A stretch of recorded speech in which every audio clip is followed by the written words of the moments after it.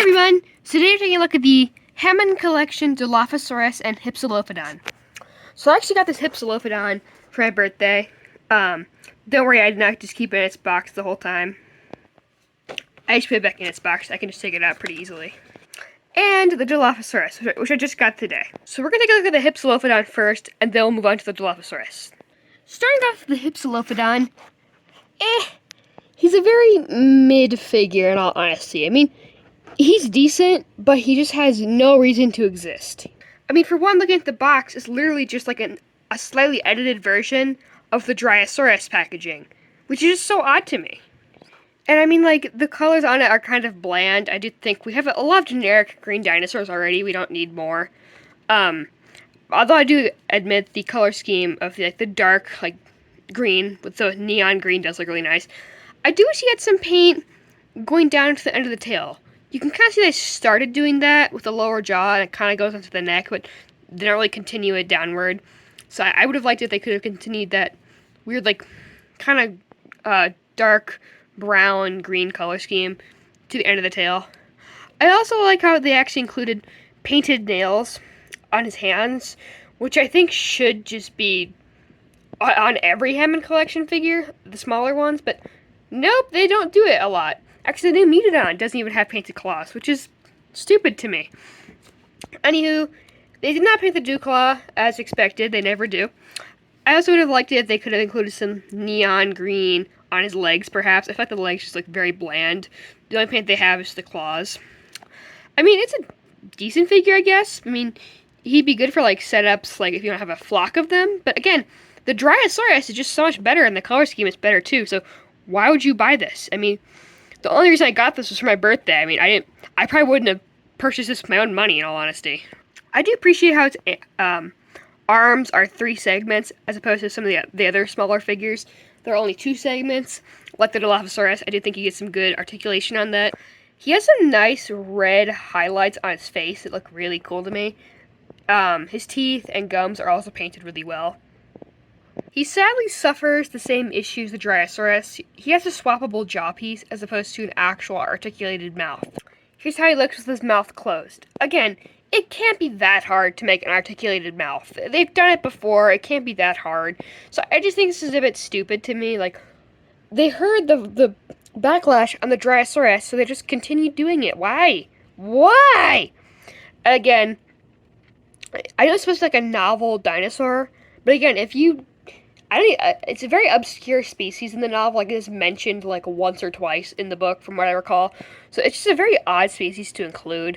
I haven't read the Jurassic Park novel in a while. I probably should read that soon. But again, very odd figure.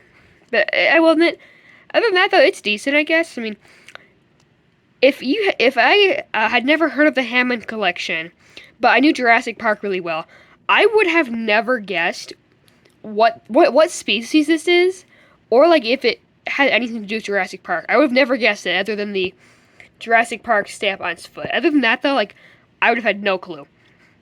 Anywho, let's move on to the Dilophosaurus.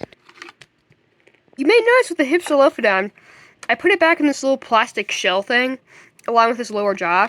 I took off his tail, obviously. But you might wonder, why did I not do the same thing with the Dilophosaurus?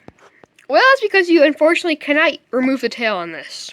With the Hypsilophodon, Full Moon, it's just got this little ball joint here, so you can fairly easily snap it back into place. Yeah, fairly easy, and you can take it off too. The Dilophosaurus, however, you can kind of peek in there. It does not use a ball joint. It's just, I thought as I was popping the tail in, looks a little different. Well, I think they changed the design on the tail, because I cannot get this thing off, no matter how hard I tried, which is kind of annoying to me, especially since I wanted to include it. I wanted to have it in the position it was in the box. But again, you can still fit it in there.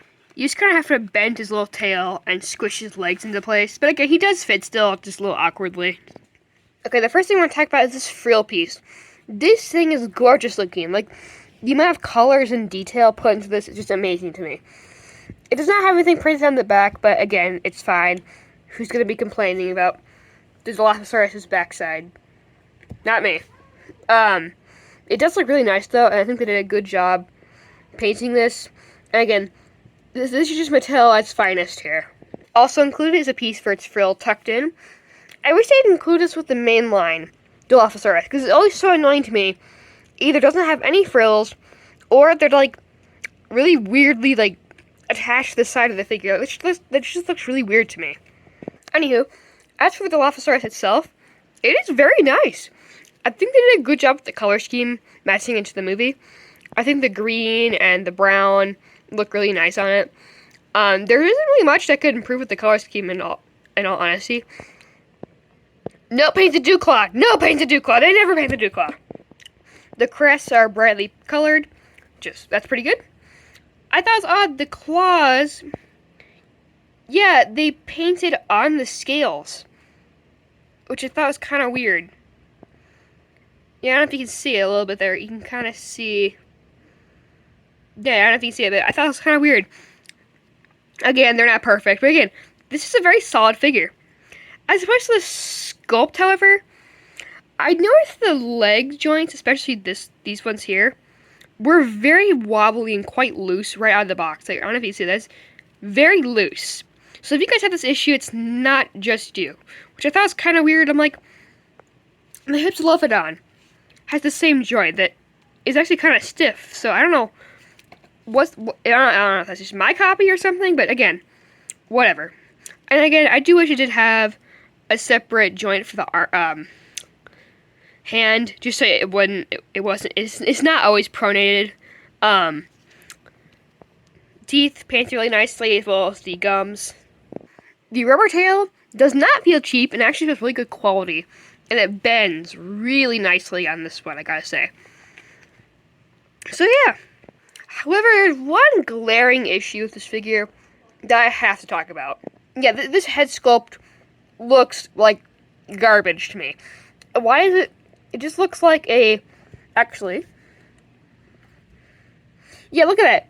Now it looks like a standard T-Rex. You cannot unsee that. Like, it looks like a cheap T-Rex you'd see in like Slike figures. I mean, comparing it to the actual one in the box, like, look at that. That's just so bad. Like, it doesn't look anything like the one in the box.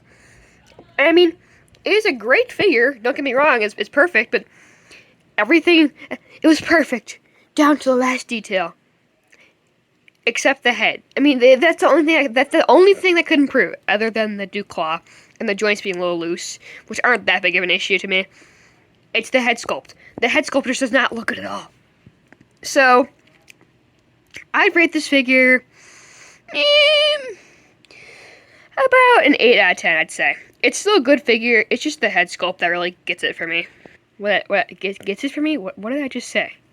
Anywho, for the Hypsilophodon, Lophodon, however the heck you want to say it, he gets an 8.5 out of 10. Again, it's a good figure, but what is it from? What is this even from? It's from the novel, obviously, but very odd choice. Especially if you just have the Dryosaurus, you could also get, I don't know. Thank you guys for watching. See you in the next one.